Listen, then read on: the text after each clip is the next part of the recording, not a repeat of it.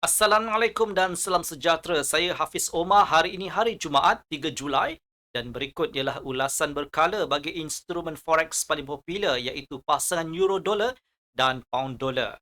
Kedua-dua euro dan pound sterling menunjukkan kekuatan berbanding dolar Amerika Syarikat atas sebab yang jelas. Pasaran buruh Amerika Syarikat membawa kejutan yang tidak menyenangkan. Pengambilan pekerja di Amerika Syarikat menjadi perlahan dan sektor awam serta swasta hanya menambah 57,000 pekerjaan pada bulan Jun.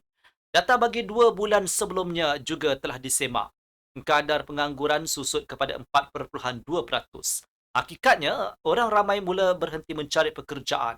Penganalisis sebelum ini menjangkakan kejohanan bola sepak FIFA akan meningkatkan pertumbuhan pekerjaan dalam sektor pelancongan dan hospitality.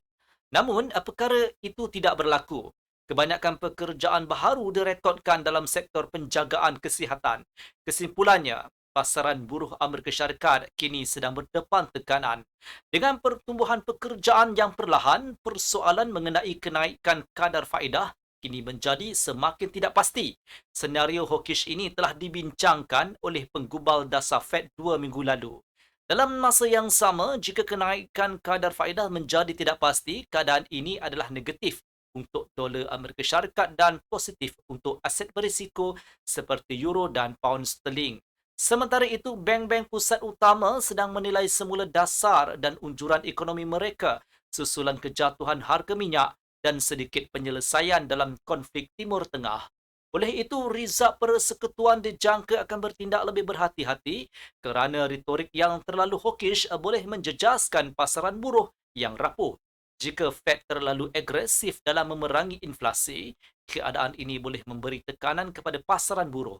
Ini tidak boleh diterima dalam mandat Fed.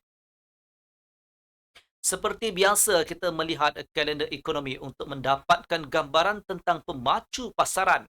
Kita menantikan beberapa bacaan PMI perkhidmatan bagi negara-negara zon Euro, Perancis, Itali, Jerman serta keseluruhan zon Euro. PMI zon Euro dijangka turun di bawah 50 mata. Ini bermaksud penguncupan dalam sektor perkhidmatan. Keadaan ini merupakan petanda yang tidak baik untuk euro dan ekonomi secara keseluruhan. PMI komposit juga diunjurkan pada 49.5, selari dengan anggaran awal.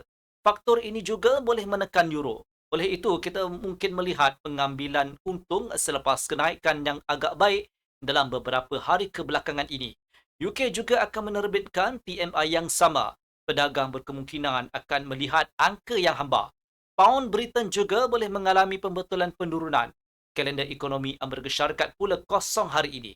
Pasaran Amerika ditutup sempena hari kemerdekaan. Pasaran akan menjadi tipis pada sebelah petang. Volatility paling ketara dijangka berlaku semasa sesi Eropah. Sekarang mari kita bincangkan carta 1 jam bagi pasangan mata wang euro US dollar. Bagi euro, para 1.1459 atau 1.1465 ialah titik untuk penjualan semasa false breakout dengan sasaran pada 1.1422. Penembusan paras ini dilihat kurang berkemungkinan, namun jika ia berlaku, harga boleh jatuh ke 1.1398 dan 1.1365. Di sini kita boleh merancang pembelian dengan mengambil kira pergerakan menaik sebanyak 30 sehingga 35 tips. Jika penjual tidak aktif pada 1.1459 kerana bacaan PMI lebih baik daripada jangkaan, euro boleh melonjak ke 1.1486. Di sini kita boleh membuat penjualan semasa false breakout atau semasa lantunan pada 1.1527 dengan mengambil kira penurunan sebanyak 30 sehingga 35 tips. Pelan dagangan bagi pasangan pound dolar adalah serupa. Kita boleh membuat penjualan pada 1.3380 semasa false breakout. Jika PMI kukuh, kita mungkin melihat lonjakan ke 1.3416 atau 1.3441.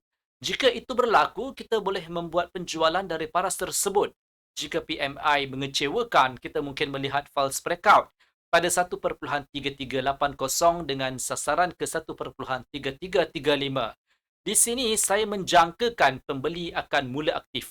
Oleh itu, jika berlaku false breakout pada 1.3335, kita boleh membuat pembelian dengan sasaran pada 1.3356 dan 1.3380. Jika tiada aktiviti pada 1.3335 dan pound terus menjunam, 1.3298 akan menjadi titik yang baik untuk pembelian dengan jangkaan pergerakan menaik sebanyak 25 sehingga 30 pips. Sekian video analisis dari saya Hafiz Omar dan semoga berjumpa lagi.